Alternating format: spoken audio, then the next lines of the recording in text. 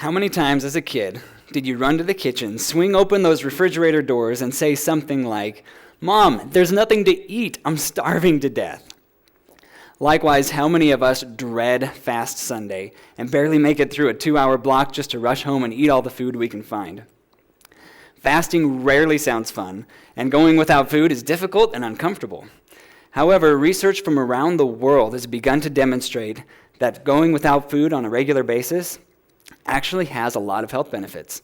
For example, Dr. Sutton and her team out of the University of Pittsburgh recently found that fasting for 18 hours a day improved insulin sensitivity in type 2 diabetics by more than 36% after just 5 weeks. That's pretty amazing.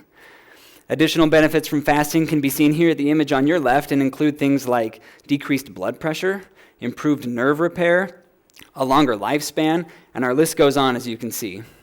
We also understand that a regular exercise routine has many of the same health benefits as those from fasting.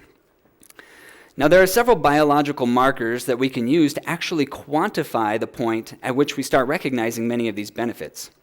Several studies suggest that molecules known as ketones are one of these markers. But what are ketones? Ketones are a product of fat breakdown, and they can be used in our body for energy, especially in times when blood sugars might be low. So the goal of our study is to identify the time frame that it takes to build these ketones up in the blood so that we can begin reaping the benefits that we see, either through fasting alone or fasting combined with exercise. We're accomplishing this by asking our subjects to fast for 36 hours with nothing but water. Yeah, and if that's not enough, we're asking them to do it again for 36 hours, but we're beginning that fast with an intense treadmill exercise. Throughout both of those protocols, we're taking periodic blood measurements so that we can map these ketones to see how they fluctuate throughout a fast.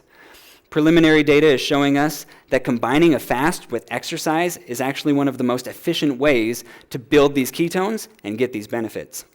When our project is complete, we'll be better equipped to help individuals meet their personal health goals, and we'll have another tool that can help us treat a whole host of chronic diseases. So imagine a world where we can alleviate some of the most prevalent health issues simply by asking individuals not to eat. Fasting is quickly becoming recognized as one of the most effective ways to improve your health, and we are on the forefront of understanding just what it takes to make that happen. So the next time you dash to the kitchen and swing open those fridge doors, the best sight to see might be just some empty shelves. Thank you.